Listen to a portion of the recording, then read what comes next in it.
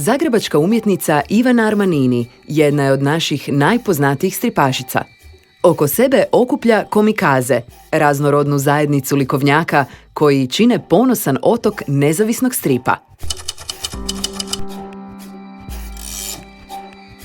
Otkad zna za sebe, Ivana Armanini crta. Ponekad se čini da su njezini crteži ostali dječji, iako se u njima jasno vidi i klasično likovno obrazovanje. Njezini radovi, nastali na tragu pravca suvremene likovne umjetnosti, nazvanog art brut, često se ne čitaju kao klasični narativni stripovi. Oni su slike s pridruženom strujom svijesti. Uglavnom, završila sam tu primjenjenu sa tim blokićima u kojima sam crtala sve što se nalazilo okolo mene. Beskućnici, glavni kolodvor, starački domovi. Onda sam upisala akademiju, na prijemnom je bilo ajme, ne, tako mali format, WC format, s tim tu ne buš nikam došla. Inzistirala sam na malom formatu, bila sam prva na prijemnom i to mi je dalo snagu da ostanem u malom formatu, a poslije sam otkrila i te riječi i onda se spojilo u biti te neke dvije strasti, čitanje i crtanje. Ivanino autorsko formiranje odvijalo se pod utjecajem američke underground crtačice Mary Fleener, fanzina Emila Jurcana te ljubljanskog časopisa Stripburger. Jednoga dana naišla je na disketu s neobjavljenim pričama tada mlade Mime Simić i tako je nastala njezina prva autorska knjiga.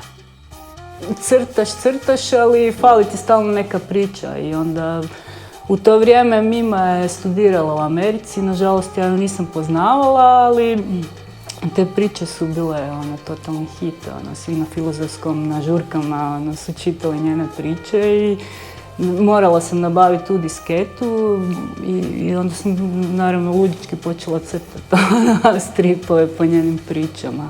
Kad se vratila, bilo mi je malo onako kao što će sad reći. Ipak je strip jezik malo drukčiji od njene genijalne književnosti i sad morala sam nekako to prilagoditi.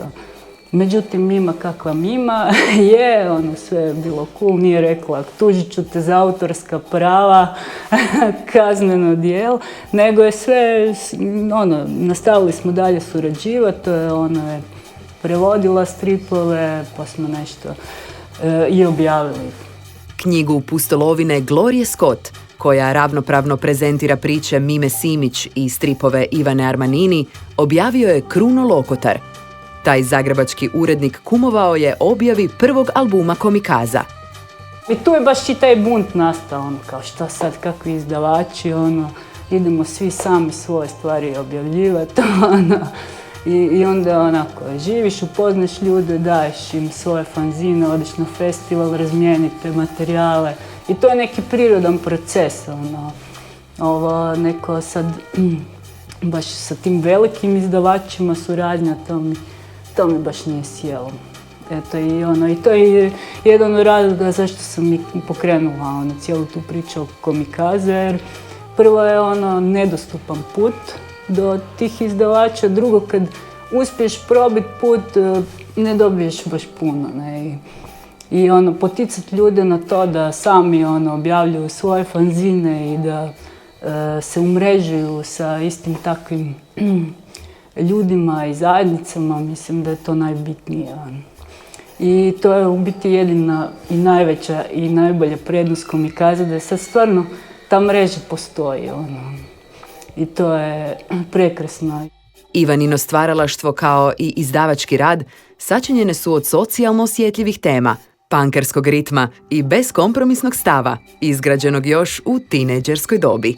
Komikaze su krenule baš tu, a tako. Primijetila sam da jednostavno nemam prostora za objavljivanje i to je prije 15 godina bio problem i komikaze su nastale kao neka hitna intervencija da riješi taj problem, zakrpa što je inače ta nezavisna scena krpa sistem. Web je bio najjednostavnije i najjeftinije rješenje. Braća Cvek su uskočili sa svojim velikim informatičkim znanjem i tako je nastala stranica 25.5. na otvorenju Fakija, festivala alternativnog kazališta, su krenule i službeno komikaze. Nakon godinu dana se javio Kruno Lokoter da bi to tiskao. Pojavili smo se na svim kioscima u cijeloj Hrvatskoj, vrlo bombastičan start.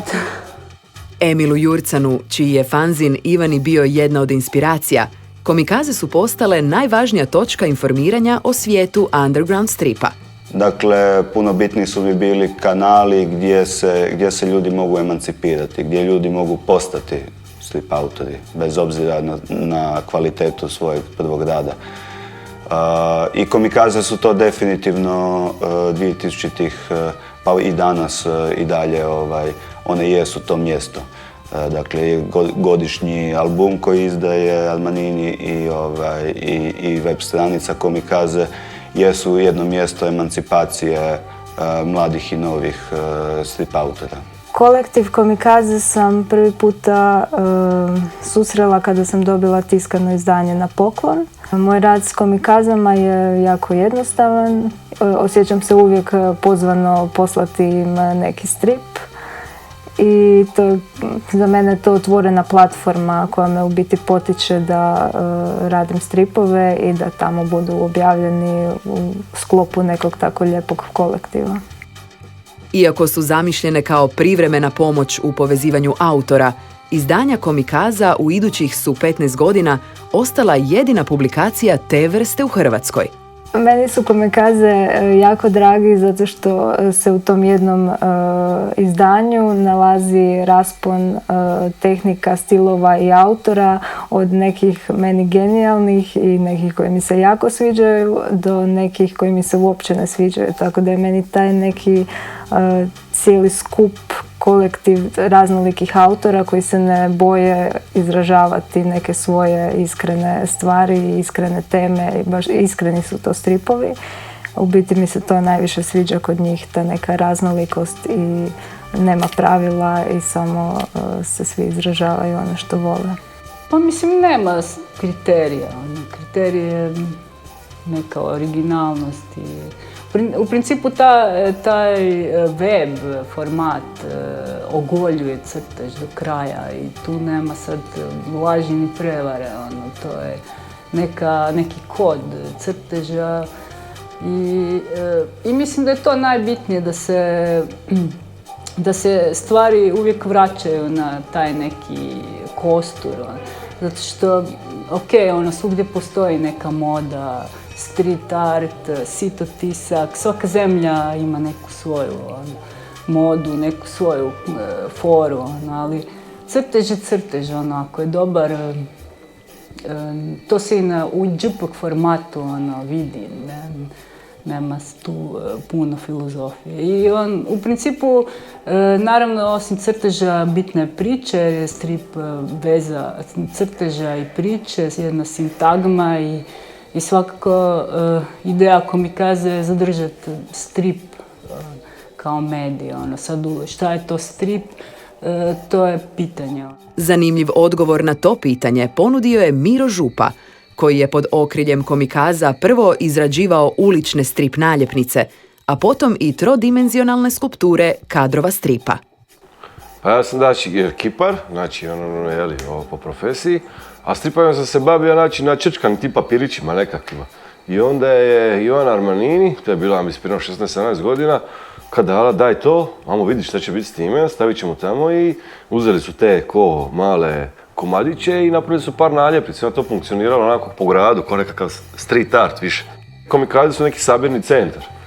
I kolektiv, jer ti ljudi ne rade zajedno, nije tipa ko nekakva scena koja se pozna, nego da nje nema, da nema tih stvari na okupu, ne bi se moglo vidjeti uopće trenutnu prezentaciju, strip, underground strip tog izričaja u Hrvatskoj. Ja osobno smatram da je značaj komikaza u hrvatskom stripu stvarno velik, zato što su komikaze uspjele okupiti taj jedan broj autora koji bi možda bez komikaza stvarno ostali u potpunom undergroundu ili bi možda čak i prestali crtati stripove.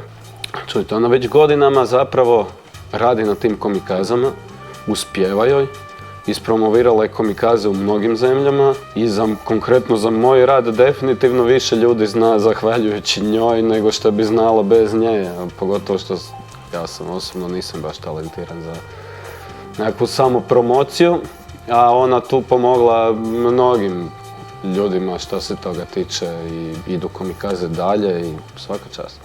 Do danas su komikaze objavile preko 5000 strip tabli i održale 50-ak strip radionica, te proputovale svijet.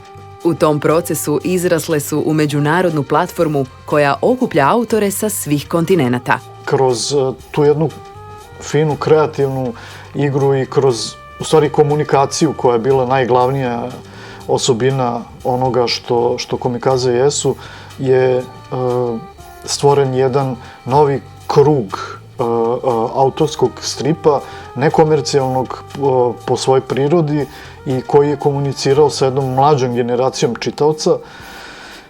Tako da komikaze zapravo predstavljaju jedno čudo komunikacije. Suprotstavljajući se stereotipnom viđenju stripa, Ivana Armanini pokrenula je i posebnu platformu za osnaživanje nezavisnih strip autorica. Prve izložbe projekta Femicomics ujedinile su 17 autorica iz 11 zemalja, s posebnim naglaskom na mlade nade iz naše regije.